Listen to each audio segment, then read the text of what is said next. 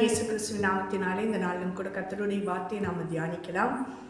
65வது சங்கீதம் 2வது வசனம். ஜெபத்தை கேட்கிறவரே, மாம்சமான யாவரும் உம்மிடத்தில் வருவார்கள். ஜெபம் என்பது கர்த்தரோடு உறவாடுகிறதான ஒரு காரியம். நம்மளுடைய பாரங்கள், நம்மளுடைய சுமைகள், என்ன பிரச்சனை போராட்டங்கள் வருதோ அதையெல்லாம் நம்ம மனிதர்களிடத்துல சொல்லக்கூடாது. எந்த ஒரு காரியத்தையும் நம்ம மனுஷர்களிடத்துல நாம் பேசாதவர்களாக எல்லா பாரங்களையும் நாம் கர்த்தர் மேலே வைக்கணுங்க. ஜெபம் என்பது ஆண்டவரோடு பேசும்போது அந்த ஜெபத்தை கேட்டு அவர் எல்லாருக்குமே பதில் செய்ய வல்லமையுள்ள தேவனாக இருக்கிறாருங்க. நோவாவுக்கு பார்த்தீங்கன்னா ஆண்டவரோட தொடர்பில் இருந்ததுனால தான் நோவாவோடு ஆண்டவர் பேசினார். அழிவு வருதுன்னு சொன்னார். அந்த அழிவிற்கு தப்பித்து கொள்ளும்படியாக அதற்கான திட்டங்களை எல்லாம் கர்த்தர் நோவாவிடத்தில் சொன்னாருங்க. அவருடைய குடும்பம் காக்கப்பட்டது. அவர் பார்த்தீங்கன்னா ஆண்டவருக்காக வைராக்கியமாக நின்னார். ஆண்டவர் சொன்ன வார்த்தை அவர் ஒருபோதும் அசட்டை பண்ணவே இல்லை. ஆனால் அசட்டை பண்ணின அத்தனை பேரும் அழிவை சந்திக்கும்படியாக ஆளானார்கள். அதனால ஜெபம் என்பது ஆண்டவரோடு இருக்க தொடர்பில் மாம்சமான யாவரும் பார்த்தீங்கன்னா ஒவ்வொருவரும் அவருடைய சமூகத்தில் காத்திருக்கணும்.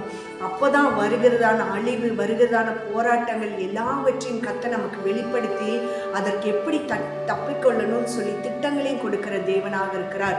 அந்த திட்டத்தை கொண்டு நாம் ஆண்டவரிடத்தில் ஜெபிக்கும் போது பார்த்தீங்கன்னா அந்த ஜெப ஆவியினால நம்மை நிரப்பி எல்லாவித போராட்டங்களையும் மேற்கொள்ளுகிற பலனை கர்த்தர் நமக்கு கொடுக்கிறவராக இருக்கிறாருங்க.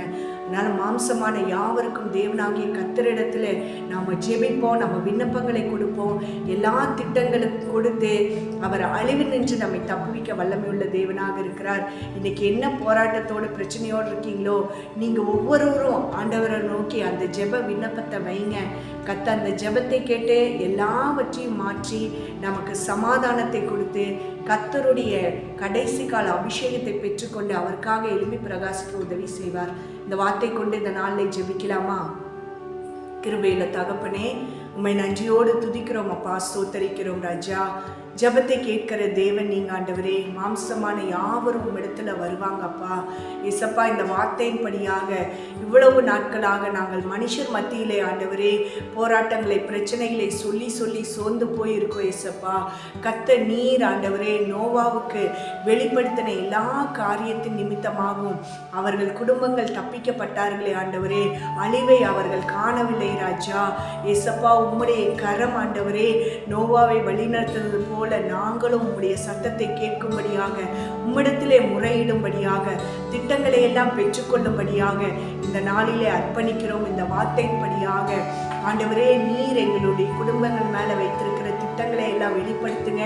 தேசத்தின் மேலே வைத்திருக்கிற திட்டங்களை வெளிப்படுத்தும்படியாக உங்கள் சமூகத்தில் காத்திருந்து இவைகளை பெற்றுக்கொண்டு ஆசீர்வதிக்கப்பட கர்த்தர் கிருபை செய்யுங்க என்று எங்களை அர்ப்பணிக்கிறோம். ஆண்டவரே நீர் ஆளுகை செய்து நடத்துங்க என்று இயேசு கிறிஸ்துவின் நாமத்தினாலே ஜெபிக்கிறோம் ஜீவனுள்ள நல்ல தகப்பனே.